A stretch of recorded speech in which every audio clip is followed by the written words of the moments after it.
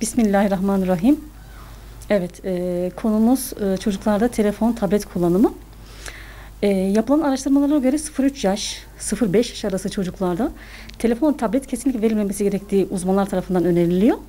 Baktığımız zaman 0-3 yaş arası çocukların beyin gelişiminin %70'i, 75'i bu yaş aralığında tamamlanıyor.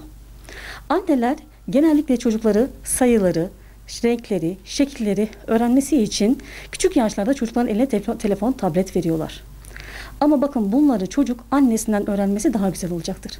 Şimdi evet, gerçekten teknoloji çağında yaşıyoruz. Teknolojide telefon, tablet, bilgisayar kullanımı çok yaygın. Hemen her yerde bunlara şahitiz. Baktığımız zaman biz kendi dönemimizle kıyaslamayalım. Bizim dönemimizde 80'li 90'lı yıllarda telefonlar yoktu. Teknoloji bu aşamada değildi. Evet, bizler mahallede büyüdük. Sabahtan akşama kadar biz çocuklar oynardık dışarıda. Ama şu an günümüzde şehirleşme hayatı ve dikey yapılaşmadan dolayı çocuklar dört duvar arasında hapsolmuş durumdalar. Evet, şimdi çocuklarımızın eline telefon veriyoruz. İşte şu işim var, misafirim var diyerekten çocukların eline telefon verdiğimiz zaman o çocuk o sırada nereye girdiğini, hangi uygulamalarda olduğunu, neyi dinlediğini, hangi filmleri seyrettiğini, hangi oyunları oynadığını biz denetleyemiyoruz maalesef. Evet, şimdi şu 3 kurala çok dikkat etmemiz gerekiyor. Telefonu ve tableti verdiğimiz zaman sınırlı, kısıtlı ve denetimli olmalıdır. Uzmanlar şöyle bir araştırma yapmışlar. Çocukların yaşlarına göre kaç dakika verileceğini şu şekilde ayarlamışlar. Bir çocuk eğer 8 yaşındaysa 8 çarpı 5 dakika. Yani 40 dakika izleme izni verilebilir çocuklara. Evet, şimdi bizler anne babalar olarak en önemli görevimiz nedir? Çocuklarımızı korumaktır, değil mi? Her zaman, her yerde. Bu dijital ortamda da olmalı. Onları korumalıyız. Evet, babalar telefon, anneler tablet babalar olmaya başladı. Babalar evet çalışıyorlar. Gerçekten de bu bir ihtiyaçtır. Ama bakın araçtır. Babanın ilk görevi çocukları ve evidir. Evet, bunlar amaçtır. Evet, gerektiği zaman tabii ki çocuklar bunları kullanmak zorunda kalabilirler. Özellikle şimdi günümüze baktığımız zaman anne babalar çocuklar okula gidip gelirken onların nerede olduklarını öğrenmek için telefon ellerine veriyorlar. Ama yani şu telefon, şu marka, şu model olmayabilir. Tuşlu telefon verilmesi daha uzmanlar tarafından önerilmektedir. Ama baktığımız zaman çocuklar akranlarına bakıyorlar. Çevreye baktıkları zaman bütün çocukların elinde, bütün ebeveynlerin elinde sürekli telefonlar ve en son modeller. Şimdi günümüzde öyle bir zaman da açıldı ki herkes şu an marka takılma peşine düştü. Çocuk bunu görüyor. Buna şahit oluyor ve artık o tuşlu telefonu istemiyor. Ve çocuk bunda ısrar ediyor annesine babasına. Ve anne baba artık bir yerde dayanamayıp izin veriyor. Hayır, bu olmamalı. Çocuk nerede duracağını bilmeli.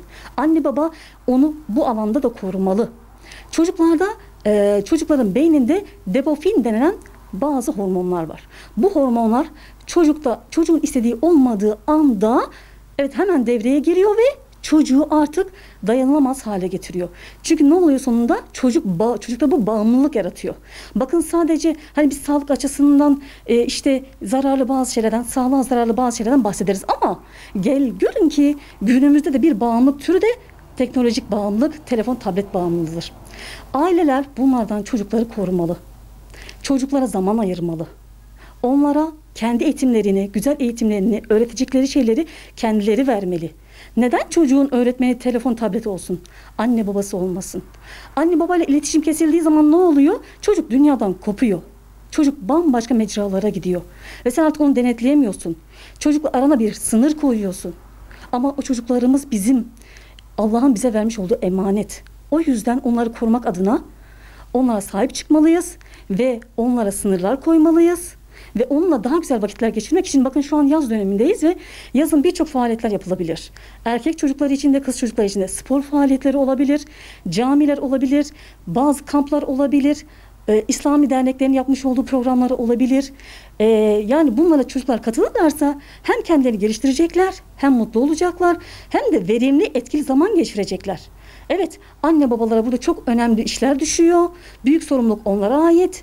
Evlatlarımıza sahip çıkalım. Onları dijital ortama terk etmeyelim. Aramıza sınırları koymayalım. Onlar bizim Rabbimiz bize olan emanetleridir. Evet, okulların kapandığı şu yaz döneminde çocuklarımızla çok güzel zamanlar geçirebiliriz. Onları camilere göndererek, onlara sportif faaliyetlere yönlendirerek, belediyelerin yapmış olduğu özel derneklerin, İslami derneklerin yapmış olduğu pek çok program var. Onları bu şekilde yönlendirirsek onlar en etkili zamanı geçirecekler ve kendilerine olan güvenleri artacak ve mutlu olacaklar. Onların mutlu olması bizim mutlu olmamız demek. O yüzden çocuklarımızın kendilerini geliştirmeleri için bu tür faaliyetlere yönlendirmemiz güzel olacak.